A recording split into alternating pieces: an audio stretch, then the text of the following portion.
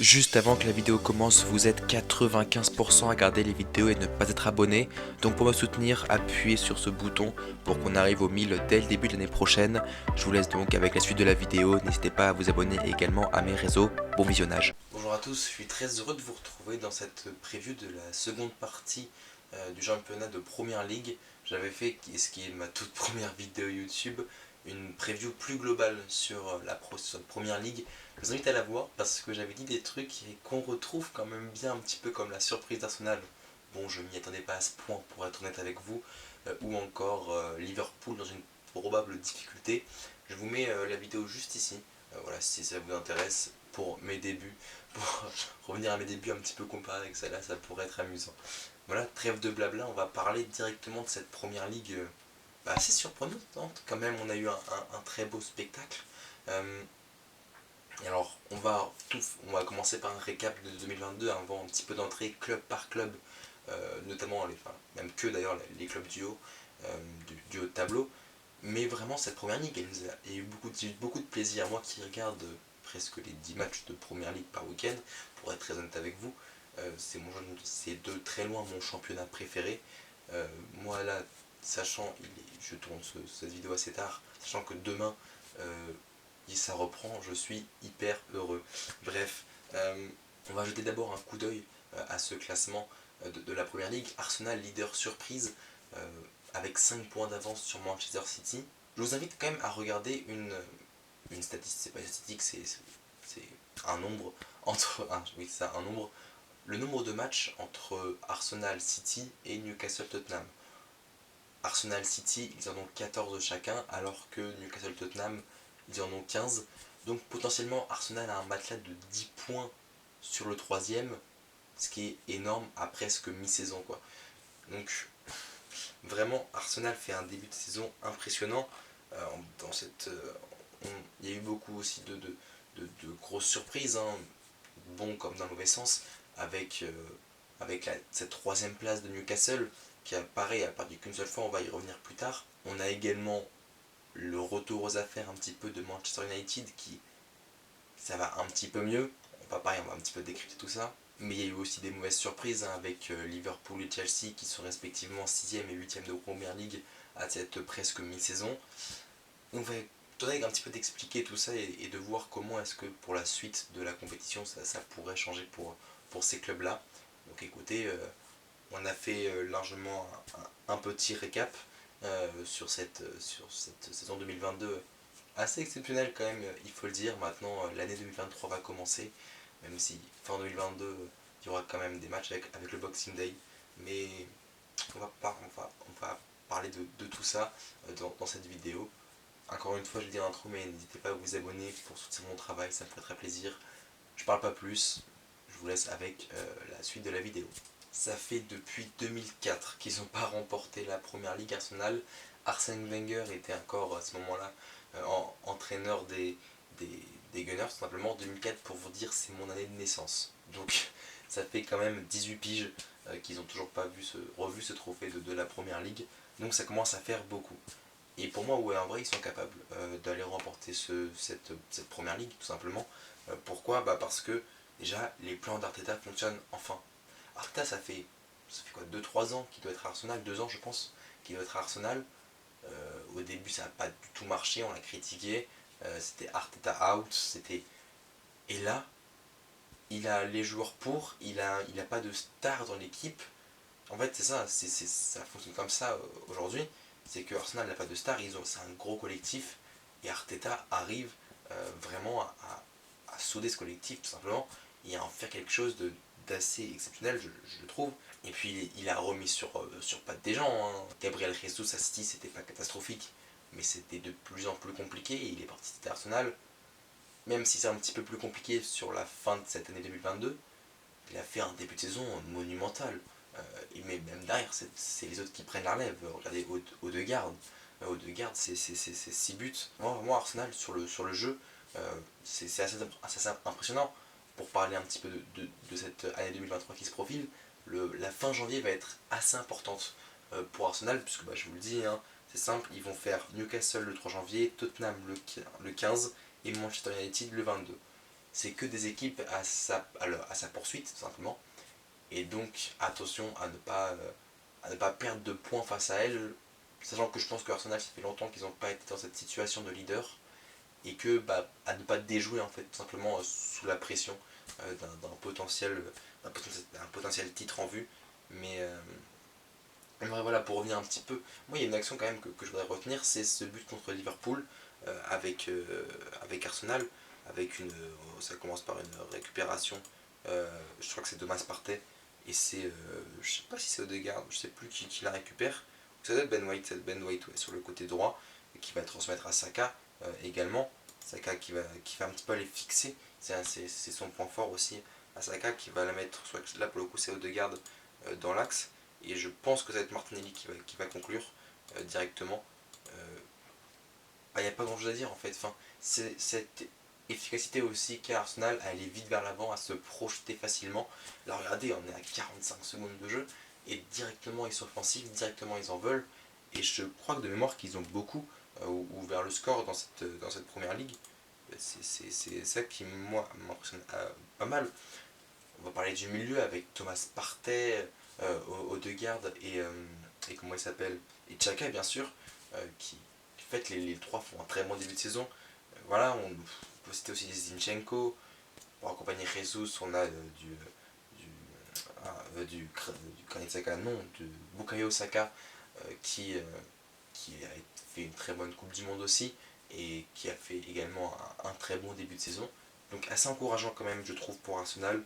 Euh, En fait, c'est simple, quand on prend les milieux, déjà, ils ont tous marqué au moins 2 buts cette saison, et tu rajoutes les passes D, il y en a toujours un qui est décisif à chaque match.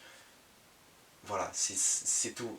Arsenal, c'est un gros collectif aujourd'hui, et donc pour moi, pour se projeter sur 2023, oui, ils peuvent être champions, mais attention, il y a City qui va revenir, il y a peut-être d'autres qui vont revenir, à ne pas céder un petit peu sous la pression, que ça va pousser derrière, et plus on va s'approcher de la fin de saison, plus Arsenal va commencer à se rapprocher d'un potentiel titre. Et il ne faut pas qu'ils perdent leurs moyens, il ne faut pas qu'ils paniquent. Et il faut regarder plus devant que derrière, que ce qui se passe derrière. Euh, et donc voilà, mais assez intéressant je pense de voir comment cet effectif qui n'a jamais, on va dire, connu les hauteurs du classement finalement, va appréhender cette deuxième partie de saison. Je suis assez curieux de voir ça. Alors Manchester United, ça revient de très très loin. Quand même, souvenez-vous, ce 4-0 pris en une mi-temps et score final du match face à Brentford. Ils avaient aussi débuté difficilement contre Brighton, je crois. Dernier première ligue après 2 journées, on se demandait qu'est-ce qui allait se passer. Et Ten Hag a pris des décisions, a pris des solutions fortes en mettant Maguire et Ronaldo sur le banc. Ronaldo, on va en parler juste après. Maguire, ça ne m'étonnerait pas qu'il retrouve une place de titulaire après son très très bon mondial avec l'Angleterre. Ils ont réussi à réagir contre la troisième journée, non, contre Liverpool, allez, contre Liverpool lors de la troisième journée de cette première ligue.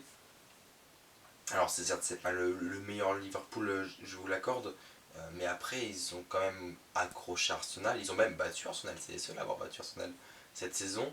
Ils ont également battu Tottenham, je crois, et ils sont aussi accrochés à Chelsea. Donc je pense que United, ça peut être cette remontée de cette deuxième partie de saison. Ils se sont libérés d'un poids qu'est Cristiano Ronaldo. Pour en parler rapidement, hein, Ronaldo a fait une interview avec Morgan Pierce où en gros il a craché sur le club et sur Ten Hag aussi, mais voilà. Et du coup, Manchester United a rompu ce contrat.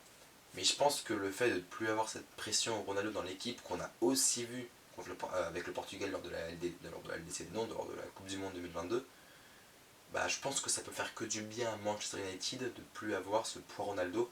Certes, il est très bon, mais en fait, Ronaldo a tellement une grosse histoire qu'il attire les ballons, mais aujourd'hui, il n'arrive plus à en faire comme il y a 3 4 5 ans. Les exploits qu'il faisait avant, il ne peut plus les faire aujourd'hui parce qu'il est trop âgé. Et je suis pas sûr que ce soit un bon call qu'il ait fait de quitter United parce que c'était le seul club aujourd'hui avec qui il pouvait se projeter sur plus tard et construire un vrai truc. Là, écoutez, visiblement, il partira à Nasser puisque tous les pays qui jouent la LDC l'ont refusé. Voilà. Tous les pays, non, tous les clubs, pardon, qui jouent la LDC, pardon, l'ont refusé. Donc, libérer un petit peu de ça, je pense que ça va se libérer à United. le vestiaire va se libérer. C'est pareil un petit peu, je trouve que beaucoup dans le football moderne, bon, il y a des exceptions partout certes, mais en première ligue en tout cas, faut pas forcément des équipes avec des superstars. Enfin, on l'a vu Arsenal avant un petit peu avec des Aubameyang, etc. Ça avait marché. Là, United, ça n'a pas du tout marché avec Ronaldo. Mais des individualités un petit peu comme le milieu, hein, Casemiro, Eriksen, dont on attend beaucoup, c'est des trucs comme ça qui peuvent faire la différence finalement. Donc, et ils se mettent au service de l'équipe et pas au service d'eux-mêmes. J'adore Ronaldo, vraiment, je l'admire, mais et comme il l'a fait tout simplement, et ça a beaucoup déçu. Euh, donc, moi j'ai quand même hâte de voir ce que United va faire comme jeu. Je pense avec des Rashford, si Martial ne se blesse pas, mais putain, il peut être bon. Euh, Rashford, voilà, Anthony aussi qui a fait une plutôt bonne Coupe du Monde malgré l'élimination très tôt du Brésil dans cette dernière. Non, mais en vrai, je pense vraiment qu'United peut faire quelque chose. Si Maguire retrouve un petit peu de confiance, ils ont les latéraux pour avec Van Bissaka et Luke Shaw. euh, ils ont ce qu'il faut. Ils ont ce qu'il faut pour faire quelque chose de bien. Je pense véritablement qu'ils peuvent faire une belle remontée et remonter sur le podium de la première ligue et pourquoi pas une qualification donc, en Ligue des Champions. Pour moi, ça peut être le projet et l'objectif de l'équipe d'Eric Ten Hag. Voilà. Alors City, c'est quand même assez bizarre. Pourquoi? Parce que on les sent parfois invincibles quand ils rentrent sur le terrain et il y a un moment ils peuvent craquer. Euh, ils peuvent se faire accrocher, ils peuvent craquer comme lors de la dernière journée face à Brentford qui les ont battus. Euh, c'est assez bizarre puisque ils ont également perdu contre Liverpool alors que Liverpool n'est pas en grande forme, mais ils sont capables de mettre des cartons comme face à United où c'est un 6-3 et Nottingham Forest où c'est un 6-0. Ils sont capables de faire des trucs comme ça et des fois capables de un petit peu s'écrouler. Bon, bien sûr, on est obligé de parler d'Erling Haaland. 18 buts en 15 matchs, j'appelle ça plus qu'un cyborg. 14 matchs du coup, pardon. J'appelle ça plus qu'un cyborg, j'appelle ça une machine à but. Avec un KDB qui le sert, c'est simple. EFL Cup, c'était jeudi. 10 minutes de jeu, Haaland il n'a pas joué depuis fin, fin octobre. Haaland il arrive, il fait bonjour, passe des De Bruyne, but. Va falloir qu'on m'explique comment ce mec est formé parce que c'est pas possible. mais, mais en tout cas, je pense qu'eux vont tout faire pour garder ce titre City. Et je pense que. Enfin, ça qui est inexplicable, c'est que partout ils ont des putains de joueurs. Peut-être en défense centrale où c'est encore un petit peu malléable, où je pense qu'ils peuvent entre guillemets faire mieux. Même si Ruben Diaz est un très bon défenseur, un des meilleurs du monde, certes, mais il apporte à côté, ou Natanake font le taf, mais un autre pour empêcher de prendre des buts, ça serait parfait. Mais à gauche, Joao Cancelo qui peut être aussi à droite, Kai Walker à droite, un milieu avec Rodri, Gundogan, Bernardo Silva, une attaque avec Foden, Haaland, De Bruyne. Non, même si du coup c'est plus un 4-5-1, certes, ce que je vous ai décrit, mais voilà, City, s'ils veulent, ils cassent tout. Et c'est pour ça que moi je vous le dis, City ne perdra pas un seul match en 2023, enfin en tout cas dans la deuxième partie. La première ligue, voilà, c'est dit, on repassera les extraits dans quelques mois si vous voulez, mais pour moi City ça va être une putain de machine, une putain de mode reconquête pour revenir et gratter ces 5 points qu'ils ont de déficit qu'ils ont face à Arsenal. Et puis cette équipe elle est hyper équilibrée avec Rodri pour les tâches défensives, Gundogan, Bernardo Silva pour plus haut, De Bruyne, enfin ils ont tout pour faire quelque chose de bien. Après, ce qui peut les désavantager entre guillemets, c'est vraiment que leur objectif, ils ont recruté Haaland pour ça, c'est la LDC. Donc faut pas trop se focus non plus sur la LDC, ne pas oublier le championnat, mais je pense que vraiment connaissant le professionnalisme et l'expérience de Pep Guardiola, je pense pas que ça va être fait. Voilà. Pour être honnête avec vous, donc où je vois City en 2023, je veux en fait une grosse bataille pour le titre avec Arsenal. Si Arsenal réussit entre guillemets un clean sheet on va dire, enfin une seconde partie de saison quasi parfaite, on peut avoir une putain de bataille pour le pour ce championnat et ça peut être magnifique à voir. Je sais pas quand est-ce qu'est le prochain City Arsenal, mais ça peut être vraiment magnifique à Théma. Voilà. Alors, il y en a pour qui le début de saison a été plus que pas évident, hein, avec Chelsea et Liverpool, tout simplement respectivement 8ème et 6ème, comme j'ai dit, cette première ligue. On va commencer par Chelsea. Alors Chelsea, leur dernière victoire, elle remonte au 16 octobre face à Aston Villa. Au 16 octobre, donc il y a plus de 2 mois. Bon, certes, il y a eu la trêve, etc. Mais du coup, avant la trêve, c'était un mois, fin novembre. Sinon, c'était 3 défaites en 3 matchs, notamment face à Arsenal ou Newcastle. Brighton aussi, ils ont perdu contre ça. Ils ont changé d'entraîneur dans un contexte où ils changeaient en plus de président.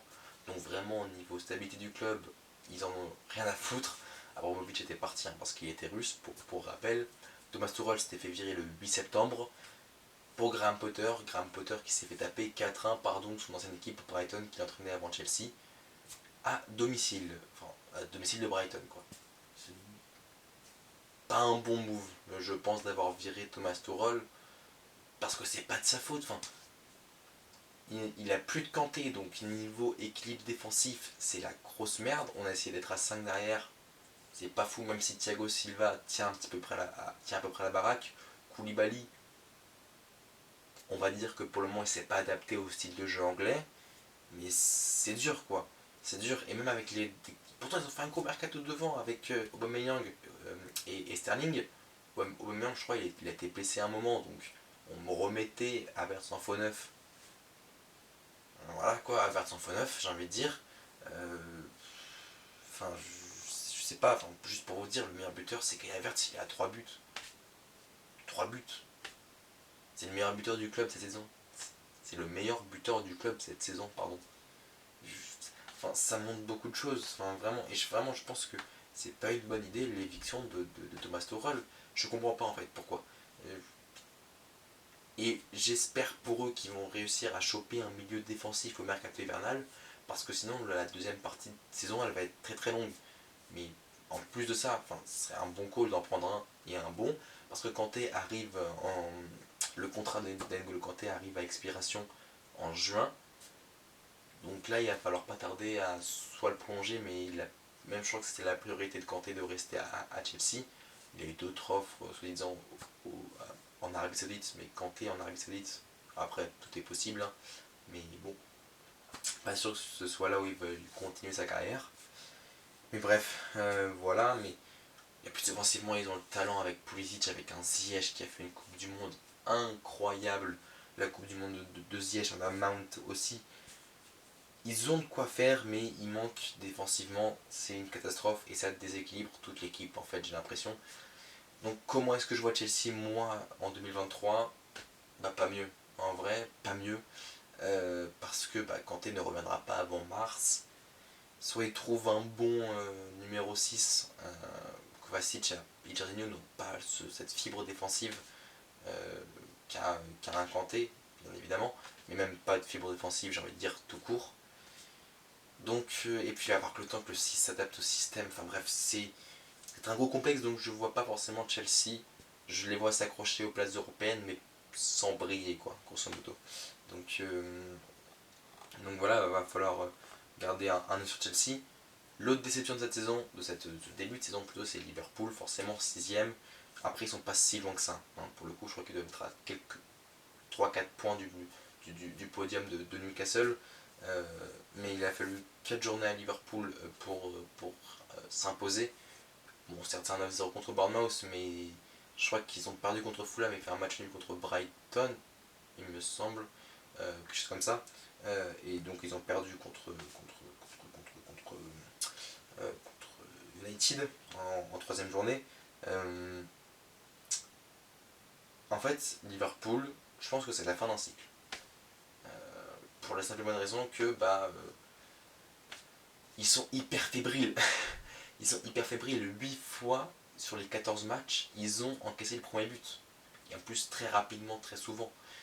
Donc c'est sûr que ça ne te met pas dans bonnes conditions. Van Dijk n'a pas été au niveau en ce début de saison. Hein, je crois le premier match, hein, c'est Mitrovic qui marque le premier but sur en dribblant Van Dijk, ce qui n'était jamais arrivé avant en première ligue. Personne n'y était arrivé avant. Et pourtant, il en a vu des mecs Van Dijk. Donc symboliquement, en fait j'ai envie de dire que Van Dijk pèse moins sur l'équipe aujourd'hui. Après, il y a eu beaucoup de blessures, hein. Il y a eu du Konaté. Après, Van Dijk revient d'une blessure au genou aussi. Alcantara a été absent au début de saison. Je crois que Nunez en a eu, Diaz en a eu. Klopp n'a jamais réussi à aligner le même 11 deux fois d'affilée, hein, pour vous dire. Donc c'est sûr que c'est très compliqué pour Jurgen Klopp. Et puis le départ de Sadio Mané a fait quand même beaucoup de mal. Hein. Je le dis dans la preview de cette première ligue. Ça reste quelqu'un, Mané. Voilà, ça reste quelqu'un, on peut pas enlever ça. Et donc qu'il soit parti, bah, ça a des dégâts. Et je pense que même mentalement dans l'équipe, parce qu'il y avait quand même un gros impact, même comment dire, moralement, mentalement, c'est Sadio Mané. Bah là, Salah est un petit peu orphelin, même s'il s'est réveillé, hein, il a mis un doublé contre Tottenham et Nunez a mis un doublé contre Southampton. Bah, ça reste quand même pour le moment trop peu, à voir quand même la deuxième partie de saison, parce qu'il va falloir réagir et Klopp l'a dit, maintenant c'est que des finales qui vont jouer. Là c'est pendant les 25 prochains matchs, c'est des finales. Au moins ça a le mérite d'être clair. Voilà, je vous laisse sur ce, dites-moi ce que vous pensez dans les commentaires. Est-ce que Liverpool va réussir à remonter pour essayer d'aller jouer le podium? Ils en sont pas si loin, donc moi oui, j'y crois.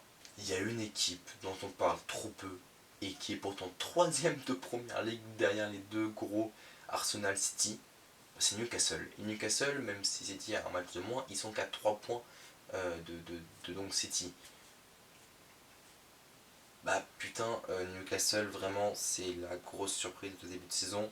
Mais le match contre City, oh là là, le 3-3, mais c'était un régal à voir. Saint-Maximin, j'aurais vraiment tellement voulu le voir en septembre avec les Bleus, parce il a fait un début de saison magnifique. C'était un peu plus compliqué par la suite. Je crois qu'il a été blessé aux adducteurs, si je ne dis pas de bêtises, j'avais eu ça. Mais putain, mais qu'est-ce qu'il avait été bon. Vraiment, Newcastle, c'est pas la révélation. En vrai, j'y m'attendais. Hein, j'ai fait une vidéo histoire d'ailleurs sur Newcastle que je vous mets là. Je vous invite à aller la voir. Euh, Newcastle, ils ont fait des grosses recrues depuis qu'ils ont été rachetés, certes, mais c'est pas des recrues hyper stars en fait. Ça reste, ça s'inscrit dans un collectif. C'est pour ça que quand on parle de Neymar à Newcastle, tout ça, de un, j'y crois pas, et de deux, ça ferait capoter littéralement le projet, parce qu'il faut construire une base d'abord dans cette équipe. Et il y a des anciens, des Saint-Maximin, des Fabian Schär, il y a Almiron, le Paraguayen, qui fait un superbe début de saison, qui est d'ailleurs, je crois, un des meilleurs buteurs. Il a déjà inscrit 8 buts cette saison à Almiron. Putain, pour moi, je vous le dis, hein, non seulement ils peuvent jouer l'Europe, mais putain, ils peuvent jouer la Ligue des Champions. Et en vrai, enfin, pour une équipe qui, souvenez-vous, il y a un an était en putain de crise, certes ils ont été rachetés, etc. Il y a eu l'argent qui est arrivé, mais quand même, euh, putain, ils y sont allés en fait, tout simplement. Et c'est beau à voir, quoi. Et c'est vraiment super beau à voir. Qu'est-ce qu'on peut dire d'autre sur Newcastle? Si, bah oui, il reste sur 5 victoires de rang avant la Coupe du Monde. 5 victoires de rang. Je suis pas sûr qu'il y ait quelqu'un qui fasse mieux. Pour le coup, j'ai pas analysé, etc. Mais je suis pas sûr qu'il y ait quelqu'un qui a enquillé 5 victoires de rang avant le Qatar. Euh, c'est ça, enfin, en préparant cette vidéo, j'ai un petit peu comparé le recrutement de Newcastle avec celui de Nottingham Forest. Après, c'est particulier Nottingham Forest parce que ils étaient promus, donc du coup, bah, faut se refaire une santé. Ils ont recruté Anderson, Jesse Lingard, voilà, tout ça, pour être au niveau de la PL. Mais on n'a pas vu, certes ils ont gagné le premier match, leur tout premier match, hein, de retour en première ligue, mais on n'a pas vu non plus une équipe hyper soudée, hyper. Ça se cherche encore beaucoup, quoi. Là, Newcastle, avec un Bruno Guimaraes à la manette qui est exceptionnel. Et pour être pour Lyon, je l'ai beaucoup suivi, forcément, moi, Bruno Guimaraes. Mais, mais là, il se régale. Il est dans le positionnement qu'il veut. Non, vraiment, il fait un début de saison monumental. Et, et pareil, derrière, c'est très solide. Avec Pop dans les buts. Mais on a aussi Fabian Schär, Zen Botman en défense centrale qui a un trépied à droite. Et putain, et Fabian Schär, c'est un Maroc. Hein. C'est lui qui a, dans le club, qui a gagné le plus de batailles aériennes, qui a fait le plus d'interceptions et qui est le plus de fois intervenu sur l'attaquant adverse, avec succès. Donc il n'y a pas grand chose à dire là-dessus. Voilà, c'est plié. Et ils ont perdu des points un petit peu bêtement contre Brighton, Crystal Palace ou Bournemouth, contre qui ils avaient fait des matchs nuls. Là, s'ils avaient plus 6 points, ils seraient devant City, pas très loin d'Arsenal. Enfin, pour vous dire, après, il y a eu des matchs nuls un peu plus logiques comme contre City, pardon. Mais non, ils sont vraiment pas loin. Et je pense qu'il leur manque. Et je pense que début de saison prochaine, attention à Newcastle. Parce qu'ils vont refaire, je pense, un recrutement. Attention à ne pas se forer sur le recrutement non plus. Mais ça peut être intéressant de les voir. Et moi, je les vois en Ligue des Champions l'année prochaine. Voilà, je le dis. Pour moi, top 4 Newcastle. Top 4 cette saison. Pas tranquillement parce que ça pousse quand même derrière. Mais je veux Newcastle quand même faire un petit top 4 cette saison. Voilà. Pour passer rapidement à Tottenham, on le sait, c'est pas le plus beau jeu qu'on ait vu de l'histoire, hein, le jeu d'Antonio Conte. Son a eu beaucoup de mal à se mettre dans l'ambiance. C'était contre, je crois, je sais plus contre qui c'était, où il est rentré, il a mis un triplé, je l'ai noté quelque part. Euh, c'était contre un Spurs, je vais le retrouver. Mais on a un très bon Kane, et tous les spécialistes anglais le disent. S'il n'y avait pas Land, on parlait beaucoup de Kane, parce que Kane est quand même à 12 buts en 15 matchs cette saison, ce qui est quand même plutôt pas mal. On a un très bon. C'était contre Leicester en septembre, le triplé de Son quand il est rentré. Voilà, mais depuis, il n'a pas non plus été étincelant. La Coupe du Monde, ça n'a pas été ça. Après, sa préparation a été un petit peu compliquée avec sa blessure contre Marseille. Il avait pris un KO, je crois, fracture, je sais plus comment ça s'appelle. Je sais plus exactement. Mais il avait pris une fracture qu'il a mis KO. Enfin bref, ça avait été assez compliqué. On a un très bon Bentancur au milieu pareil, qui s'est réveillé pour l'Uruguayen, qui fait de très bonnes relances de Tottenham avec des ballons récupérés par un Pierre-Emile Højbjerg qui est partout aussi. Il peut être à la récupération, il peut être devant en train de créer, il a de l'impact, je crois qu'il a quand même marqué quelques buts depuis le début de la saison, donc il peut avoir de l'impact sur le jeu des Spurs et c'est très plaisant à voir. Et puis devant aussi Son et Kane, ils sont aidés par Richarlison ou un Kulusevski. Non, il y a de quoi faire en fait dans cette équipe des Spurs. Mais en fait, ce qui leur manque vraiment, et c'est pour ça que je pense, ça m'étonnerait qu'ils soient sur le podium cette année, malgré que je suis un supporter des Spurs et je leur souhaite, bah en fait, euh, contre les grosses équipes, donc contre les équipes qui sont très fortes défensivement notamment, bah ça marche pas. Parce que ce truc de récupérer le ballon très bas et de se reprocher très vite, bah ça marche pas pour tout le monde. Et souvent quand ils tournent contre les grosses équipes, bah c'est là où ça pêche. Et on l'a vu, hein, contre Newcastle, ils ont perdu je crois. Ils ont perdu contre United, ils ont fait 2 contre Chelsea. Enfin, ça n'a jamais été des grosses démonstrations contre les gros, quoi, là, cette saison des Spurs. Et c'est ça qui leur manque, je trouve, pour vraiment, peut-être pas jouer le titre, mais jouer les avant-rôles, les avant-postes, pardon, jouer les premiers rôles. Donc voilà, c'est pour moi véritablement ça qui leur manque. Après, on en reparlera. Oui, pour finir, les latéraux, il va falloir qu'ils les changent. Et Emerson et Seignon, je les aime beaucoup, mais c'est pas des latéraux qui vont créer, qui vont vraiment, même s'ils le font, mais il y a un vrai bon latéral qui pèse sur le jeu offensif, qui défensivement c'est Seignon et c'est pas les meilleurs non plus, et Emerson.